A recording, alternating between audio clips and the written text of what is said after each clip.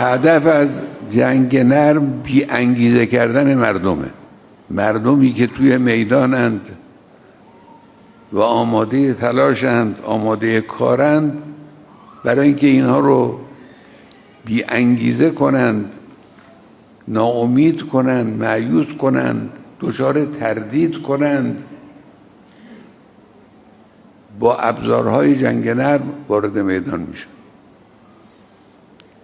اون زمان امیرالمومنین این کار رو کردن. این کار رو کردن که در تاریخ به تفصیل جزئیاتش وجود داره. افرادی میرفتن در شهرها، در روستاها، به مردم حمله میکردن، ظلم میکردن. بعد یه نفر شایعه میکرد که اینا از طرف علی آمدن، مردم رو مردد میکردن. امروز هم همین کار عیناً داره انجام میگیره. امروز ملت ایران نشان داده که در میدانهای سخت، اونجایی که به وجود او احتیاج هست، محکم می ایسته.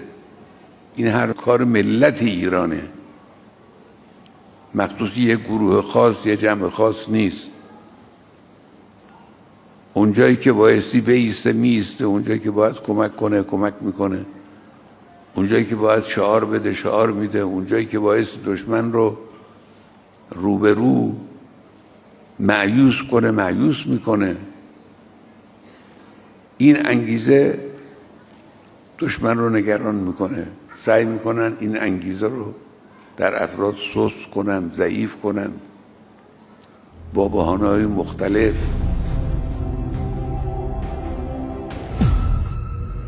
اینجا مرکز مقاومت هست.